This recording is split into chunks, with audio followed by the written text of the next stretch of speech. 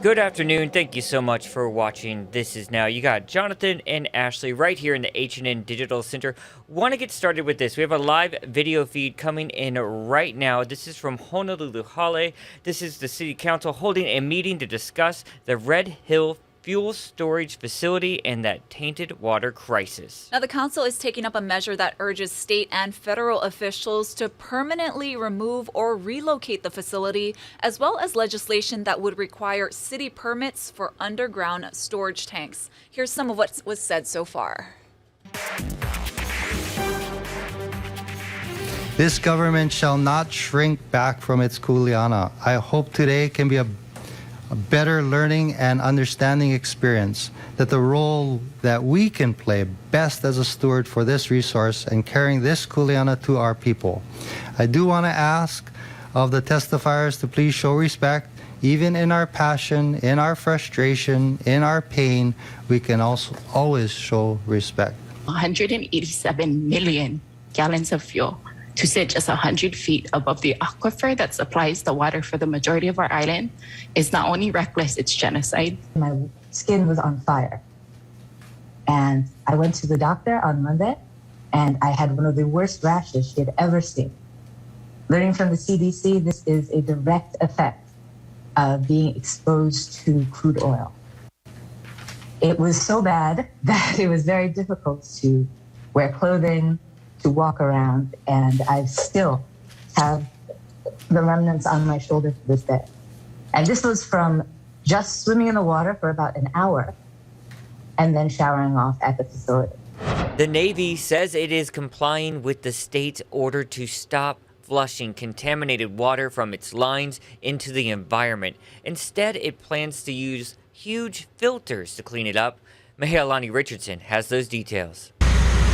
At Halsey Terrace Military Housing, impacted families are still using mobile laundry and shower facilities. The Navy says it's shipping in more than 20 large filtration systems to repeatedly scrub 25 million gallons of water in a process that would take 7 to 14 days. Actually, Brita filters, those pitcher style filters, the carbon that they use in there, it's basically a very large capacity version of that. On December 1st, Hawaii News Now saw open spigots at the Navy Exchange Mall, while residents told us the fire hydrants at the Pearl Harbor Hickam base were repeatedly opened, filling the streets with water. The health department ordered the widespread flushing to stop immediately, saying there needs to be an approved plan before discharges to state waters and the storm drain system. The Navy says soon after the state's order, it stopped flushing the water, and it's no longer opening fire hydrants and spigots and letting the water drain out onto the streets. But they wouldn't say what date they stopped doing it. We are not flushing. We did comply with their orders. In order to flush the system, we connect a hose to this. The water would go up. It would either go into a bucket. The Navy's consultants say impacted residents will be given a plan for how to flush their homes, including the hot water heater and ice maker. But how they'll get rid of the contaminated water hasn't been determined. This is a support to all of our families and anyone who has any doubts. Meanwhile, the U.S. Army has expanded its evacuation areas along the Navy's water line to 24 communities, which now include Ford Island, Camp Smith, Manana, areas on the Pearl Harbor Hickam base like Onizuka Village and Makalapa, and Pearl City Peninsula off base. It was like, yes. Dee Momilani of a retired Navy family is relieved to finally be getting lodging benefits and says she smells heavy chlorine from the tap water. We're saying like a chlorinated swimming pool, really, really, really strong. Mahealani Richardson, Hawaii News Now. Some military families forced to spend the holidays in hotels will have to pack up and move out later this week. The Navy says by the end of the week, hundreds of displaced residents will have to relocate to a different hotel. Officials tell us the properties simply do not have the capacity or cannot accommodate all families past certain dates. Right now, the military is paying for the hotel rooms through January 4th. More than 3,000 families are currently displaced due to the Red Hill water crisis. Nothing is normal at all. It's impossible, really impossible and stressful and just unreasonable. That's my laundry, my daughter and I's laundry, dirty laundry in there. This is different to us. We don't do this. And never mind the cost of eating downtown every day, and we just don't. So I'm like, I can't do this anymore. I'm driving back and forth in traffic every day. I'm spending an hour taking my kids. You know, we get up super early every morning to drive and drop one kid off at school and drop the next kid off at school, come back here, you know, and then sit for a couple of hours to then go back. And residents at Kapilina Beach homes in Eva Beach still don't know if their water is safe. The Navy has told families there that no petroleum has turned up in the water tests, but they've still been advised not to drink it. The former military housing area is mostly for civilians, but it sits on the Navy's water line. The Army is paying for its families in Kapilina to relocate. Civilians and those in other branches of the military, however, are left with few options. One woman tells us she got sick after bathing in the water.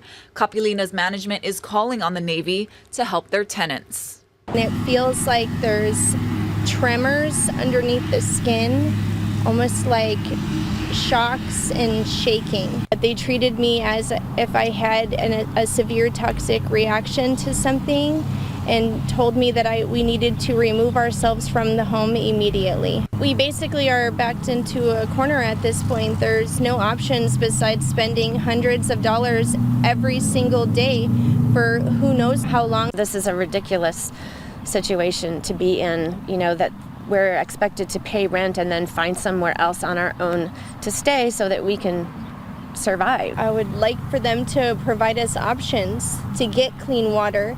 We have absolutely no options being provided. And our team continues to investigate the tainted water crisis. You can follow all the latest updates here on Hawaii News Now and on all our digital platforms. The State Department of Health is reporting 5 new coronavirus deaths and 282 additional infections. The new fatalities bring the state's death toll up to 1,063. Meanwhile, the CDC said today cases and hospitalizations are up around the country. What does this mean for individuals and families as we head into the winter months, a time when families may be gathering with one another over the holidays? It means that it is vital for everyone to get vaccinated and boosted if they are eligible. And new at noon, Lieutenant Governor Josh Green gave us an update on how the Omicron variant is impacting the state. Here's what he had to say. So Omicron is a strain that's got a lot of mutations, and it means that the vaccination is not quite as protective against it. So people need to get their booster. If you have not gotten your booster yet, get it, because individuals who are fully boosted are preventing severe illness. That's very important. We've seen an increase in cases right now. Most of them are still Delta, but the Omicron variant is going up, and we will see extra hospitalizations if we continue to rise. So please get your booster. That's the best thing you can do right now. And please wear masks when you're around others, especially indoors. There have been some clusters from close contacts. We've seen a little bit of that. The Department of Health did share with me that they've had some bursts of infection in areas where there were big parties and larger gatherings indoors. So make sure that if you're going to those kind of spots, if you're going to clubs or restaurants or whatever, make sure that you've gotten your booster. I just think that that's a good idea to prevent the risk of you catching COVID. The first Hawaiian Airlines flight from Sydney, Australia in more than a year and a half landed at Honolulu at around 9:30 this morning. Australian travel restrictions still make it impractical for us to go there, but it's now easier for Australians to visit here. Lauren Tomasi reports from Sydney. Australia's COVID walls are beginning to come down, with fully vaccinated travellers from Japan and Korea being welcomed into the country today. Australia's border is also reopening to more than 200,000 visa holders and international students who have been kept out of universities around the country for almost 2 years now. The reopening was initially slated for December 1, but was put on hold for 2 weeks over concerns of the Omicron variant. Today, the wheels were put in motion. It's like my home away home here. How long have you been waiting to get back to Australia? 2 years. I've changed my flight ticket for 4 times because no one knows what will be happen in the next minute. Those travellers who are permitted to enter Australia will need to undertake 72 hours of quarantine and get a test within 24 hours of arriving, and again on day 6. Despite the Australian federal government beginning to lift international border restrictions, not all of the country's states are on board. Western Australia will keep both its interstate and international border closed to vaccinated travellers until at least February next year. Well, this is now the beginning of Australia opening back up. The government here is yet to give a firm date on when our international borders will open to travellers worldwide. The Honolulu Fire Department has a new chief. After a months-long search, Acting Deputy Chief Sheldon Kalani Howe will be taking the helm. Howe is a 26-year veteran of HFD and was endorsed by the Hawaii Firefighters Association. The current acting chief, Lionel Kamara, is retiring from HFD at the end of the month. Howe and Kamara had been working together since Manuel Neves left the top position earlier this year. Meanwhile, Maui's new police chief, John Pelletier, was just sworn in. I am not just the chief of police for the Maui Police Department. I am the chief of police for all of Maui County, and I am here with you each and every day.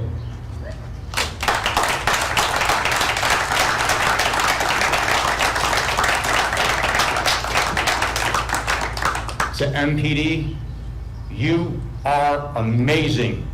You are some of the finest men and women to wear the badge and take an oath, not just in the nation, but in the world. And I am so proud of you. You risk your lives every day for those you have never even met. There is no greater love than that. There is no greater example of the aloha spirit than that. We will continue to build on an 80-year tradition and make this not just a model agency for the state, but a best practice for the nation. The cyber attack against the Kronos cloud computing system appears to be manageable for several Hawaii agencies. The hack froze the payroll system for Honolulu Board of Water Supply and Emergency Medical Services, along with the Queen's Health System. But a delay in overtime appears to be the biggest inconvenience. The state and unions say other agencies stopped using the system a while ago. Well, there's even another cybersecurity threat to talk about today. It's called Log4j, and it could affect many of the electronics most of us use. Courtney Keeley reports new at noon. Hackers are trying to exploit a newly revealed technical flaw that could give them access to computer systems around the world. It's inside a software tool called Log4j, which is used in a range of devices, including smartwatches, TVs, gaming consoles, printers, smart thermostats, and cloud services. How widespread is this problem? So this particular issue is extremely widespread just because it's so common and used in many, many applications. Mark Ostrowski with the cybersecurity firm Checkpoint says hackers have already tried to exploit the vulnerability to gain access to about half of corporate networks worldwide. Now businesses, tech companies, and governments are implementing patches to block them. Very quickly, it's been fixed across multiple platforms, as well as cybersecurity companies have created protections against these things. But it's possible networks have already suffered a breach that went undetected. This is at a scale that is really historically unprecedented. CBSN tech reporter Dan Patterson says it's important to avoid clicking on links you don't recognize. Often hackers use phishing by sending you something that looks real and is actually a malicious link. And he says it's vital to check for software updates on your devices to make sure you have the latest security protections.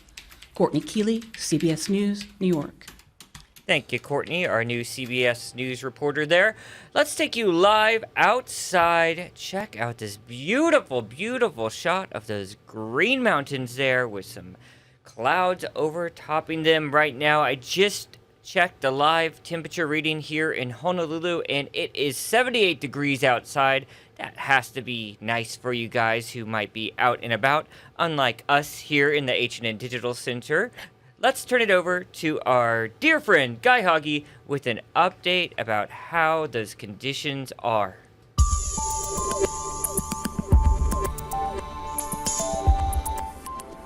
you still will need your umbrellas today because we'll have scattered showers for windward areas, occasionally drifting to leeward sides. We're still expecting some sunshine in the afternoon for leeward sides, and there's only one weather alert, that small craft advisory. Now, the surf will be building today in the country, and this is just the first of a series of swells. Now, the good news is that with that swell coming on, the HIC Pipeline Pro is on today. The men are duking it out, and the east shore is dropping. Still choppy, though, at 4 to 6 feet. So we'll have one more day of trade winds, but slowly things will be drying up as the winds slow down and shift. Kona winds could come in tomorrow, and that could mean some fog and some haze. And get ready, starting on Saturday night in through the next several days, we could see an extended round of wet weather, perhaps even some heavy downpours with very gusty winds. The deadline is approaching for you to ship out your holiday gifts in time for Christmas. Billy V has more from the post office. All right, we're back here in the back of the house, so to speak. We've got our masks on because they're required. This is Rodney Talvella, who is the manager for distribution here for this facility. Brother, thank you for having us. Thank you. Kind of give us an overview of what we've got here. This is our APBS machine, our automated parcel bundling system. And what we're doing is we're processing all our incoming mail that's machinable. So everything that's coming from the mainland, from the stations, from the state here in Hawaii is being processed here to be delivered out to the entire state of Hawaii. Okay, so this is what we call our zone mail, everything that's going into town and stuff. And then we got our train mail, anything that's going to Waipahu, Kapolei, Eva Beach, Waianae. And then we have our island mail on the other side for all the neighbor islands. And then we got Pago Pago, Saipan, Guam back there. And then we got our military and our foreign right on the other side of us. So if it goes in the mailbox, it comes here? Yes, it does. So even if I'm mailing something to my neighbor across the street? It's coming right to this facility. How many employees are here? We have about 520 on hand right now. And it gets busy this time of year? Yes, it does. How much mail do you think? We're running about, for just our APBS machines, we got 2 of them going. So in a 24-hour clock, we're looking at about 240,000 pieces. Okay, and that's not even counting the letters, right? No, that's not counting the letters. That's not counting our oversized parcels that aren't even machinable. So yeah, a lot of mail. Thank you guys for that update. Love watching those presents just shoot out of those machines there. Getting them to look a lot like Christmas, that's for sure. Yep. All right, let's talk some entertainment news. Development for Star Wars fans. The Return of the Jedi is among 25 films added to the Library of Congress's National Film Registry this year. The annual list recognizes influential movies and preserves them forever and ever and ever. Not like there's not a million copies of this movie around. Some other movies were added to the list, so we're going to play Have You Seen It? So if you have seen this, Ashley, say, seen it. Okay. Lord of the Rings, The Fellowship of the Rings. No, I have not seen it. I haven't either because it's too long. And Nightmare on Elm Street. Seen it? Seen it a long time ago. I just saw it. Yeah. For Halloween. Also making the list, one of my all-time faves. I always talk about bioflicks, Selena. Oh, yeah. Obviously, seen it. J-Lo's best movie, in my opinion. Wall-E. Seen it. Not seen it. Cute. It's a cute one. And I have seen this one, but it was like back in the 80s. Richard Pryor's live in concert. I don't think I've seen that. Yeah, it was a long time ago. You know what? I really tried with Lord of the Rings. I really have, and I just can't get into it. I think it would put me right to sleep. I love those type of movies, but if anything goes over like an hour and a half, good luck. Yeah. Oh, wow. We get up too early. Yes. So country star Garth Brooks is getting ready to celebrate his 60th birthday, you guys, and he's doing so with 2 concerts in Las Vegas. So his one-man shows are set for February 4th and 5th at Park MGM, and Brooks says it's a very intimate set, just him and his acoustic guitar on an empty stage playing his personal hits as well as songs from his heroes. His wife, Trisha Yearwood, who I love, has also joined him on stage in the past. I love her cooking show. Oh, yeah. She's very entertaining. So cute. Yeah. Also, the Park Theater, one of my favorite venues to see a show. It's really up close. Not really a bad seat in the house. Yeah. Always fun. seen Absolutely. Cher there 3 times. Oh, yeah. Sean. Well, speaking of cooking, you guys, Kraft is turning a cream cheese shortage into a marketing opportunity. So here's how the promotion works. So basically, Kraft will pay you $20 if you skip making cheesecake for dessert this holiday season. So this Friday and Saturday, you need to sign up at spreadthefeeling.com and submit receipts for non-cream cheese ingredients you used for another dessert. Now, 18,000 winners will be reimbursed $20. Kraft says it's investing millions of dollars to increase production for cream cheese, and the promo will help the company catch up. Demand for cream cheese spiked 18% last year as more people were baking from home, and the demand has remained steady through 2021. Wow. Interesting what companies are doing these Yeah. days. Also, I think that's some very old file video because I think cream cheese costs a lot more, at least here, than 2 for $5. All right, guys, we have an update for you. If you missed it last night, we've been following it all week here on This Is Now. They have crowned the voice winner of Season 21. Mark Barger is the lucky guy with all the details. The winner of The Voice is, for the very first time, the champion of The Voice, Girl Named Tom, is not a single voice, but 3 of them. The sibling trio, Girl Named Tom from Pettisville, Ohio, captured the Season 21 crown. Today I was telling myself, you know, whoever's name gets called, whoever Carson calls, it's going to be a celebration because everybody on that stage deserved that win. They're so talented. Brothers Caleb and Joshua Lichty and younger sister Becca were the season's very first blind audition, and their coach Kelly Clarkson knew right away they were special. They all individually sound so cool, but then they sound so beautiful together, and it's just magical. It just sounds like a magical sound that was just meant to happen to bless our ears. The trio's family harmonies built a strong fan following all season. Tuesday, 4 of their performances were in the iTunes Top 10, including Monday's rendition of The Chain at number 1. It was momentum that was too much for runner-up Wendy Moten to overcome. I was hoping and praying for number 1. Hoping and praying. But hey, sometimes it don't work out that way, but still a blessing. For the trio, a night to remember, calling into their parents minutes after their win. I'm so proud of them. I'm so proud of you all. Proud of a musical family making voice history. Mark Barger, NBC News. Okay, I don't know how you guys feel about this, but we've been talking about it all week. Is a trio fair? I don't know. I'll let you guys decide at home. I was personally rooting for I forgot her name, the backup singer who fell and broke her arm. Yeah. Yeah, she was amazing. Yeah, that's really cool, though. They were the first audition. Yeah.